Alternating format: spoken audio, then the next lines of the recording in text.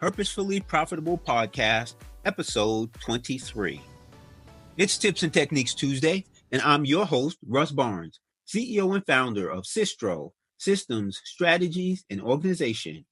We are business strategists who have one focus, helping you become profitable on purpose. Let's get started.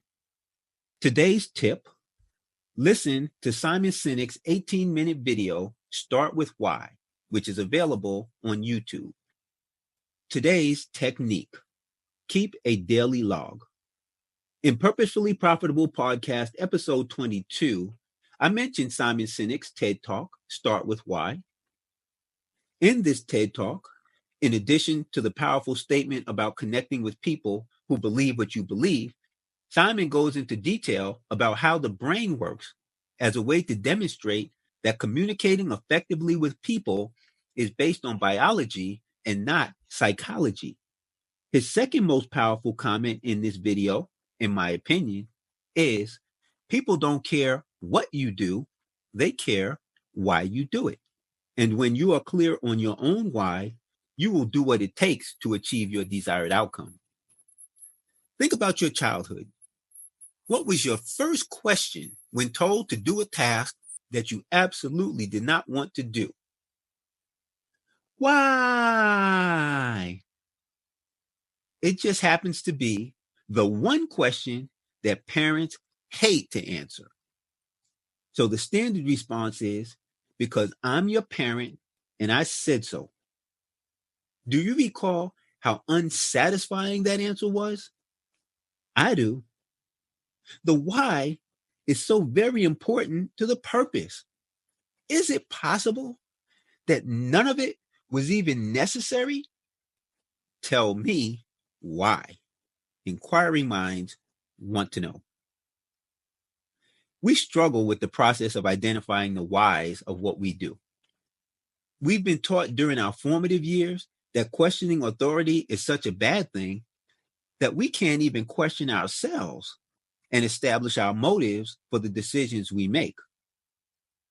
We do things because it was always done that way, or so-and-so's son did it and made a lot of money, so why not us? These reasons are just as unsatisfying as the parent who says, because I said so. Without a why, we cannot be committed. And the one thing that moves us forward when times get tough is commitment. Without commitment, it's easy to make excuses and quit. There is always a good reason to quit. Some people have literally shot themselves in the foot with a gun to avoid taking the next step. Commitment is also crushed by fear. If you don't have a strong why at the foundation of your commitment, then you are likely to give into fear, real or imagined. Which brings us to another good question. How do we know whether fear is real or imagined? How do you know when you should fight through fear and when you should respect it? You've probably heard people describe fear as false evidence appearing real, or some other cute phrase. But in our human existence, fear has a function. Fear energizes us to move to safety, to take actions to preserve life and limb. It's actually unhealthy to treat fear as an imposter because fear will save your soul. The question is, when do you face your fear and when do you treat fear as a folly? I struggled with that until I did what I usually do under such circumstances, where a definition does not tell me what I need to do. I changed the definition. Since we were gifted with fear for a reason, I needed to figure out how to put it to use for my benefit. As I thought it through, I realized that fear is actually a form of faith. It is the belief that we will not be able to endure what is about to happen to us.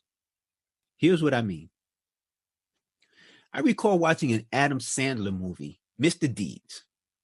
His character, Longfellow Deeds, has suffered frostbite on his foot, and as a result, he has no feeling in it.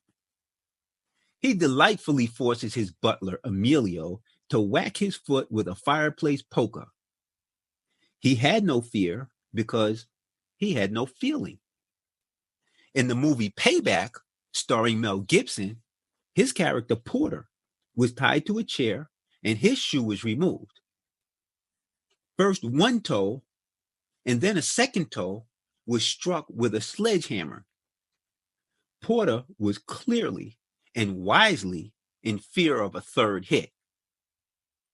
He had fear because he believed he would not be able to endure a third strike. Both characters are whacked on the feet, but the presence of fear is different based on the feelings associated with the action.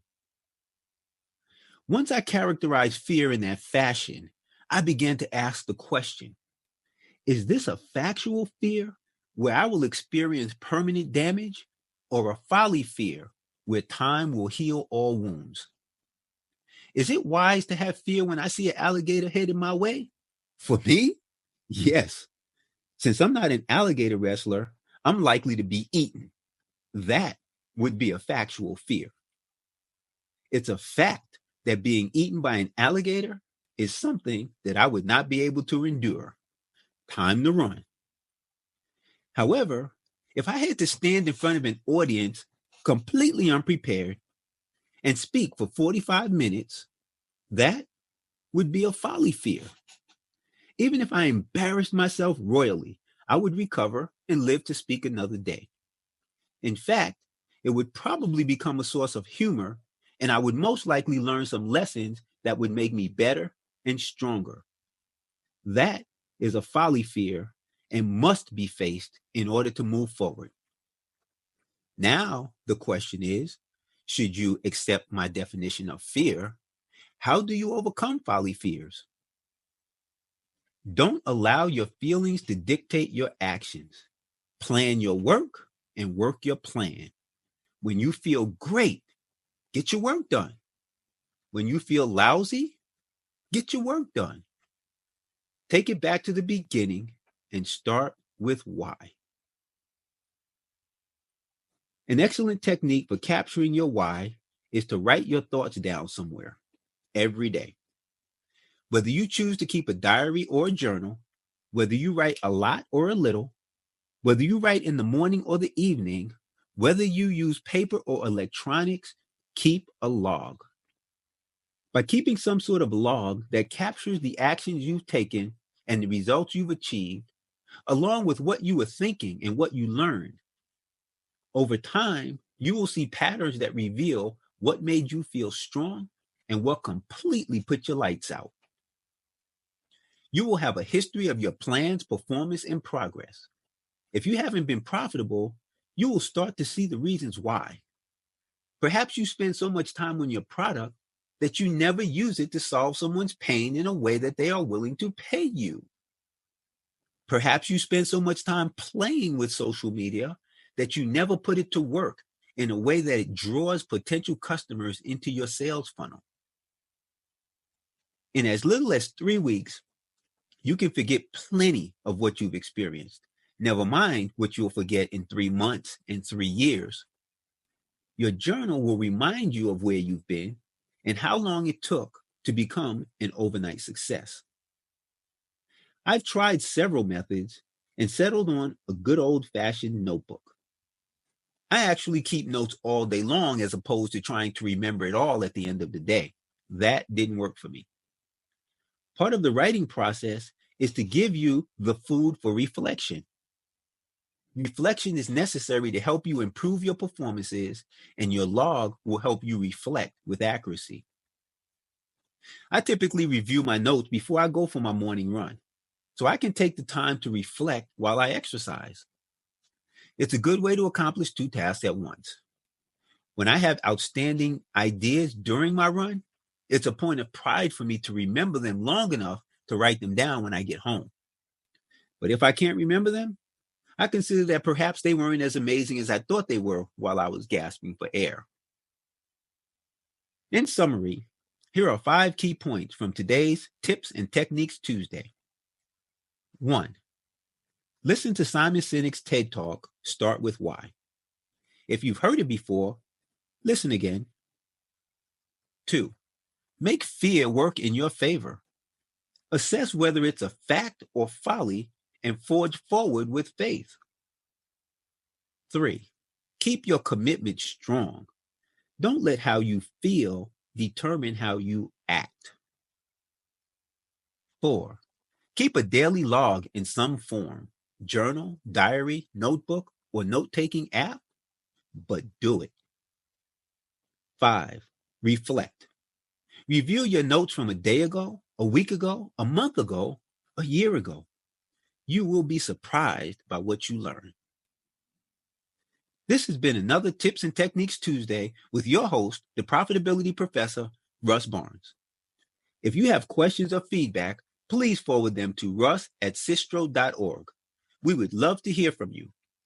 Subscribe to the Purposefully Profitable Podcast today so that you will not miss a single episode. And thank you for listening.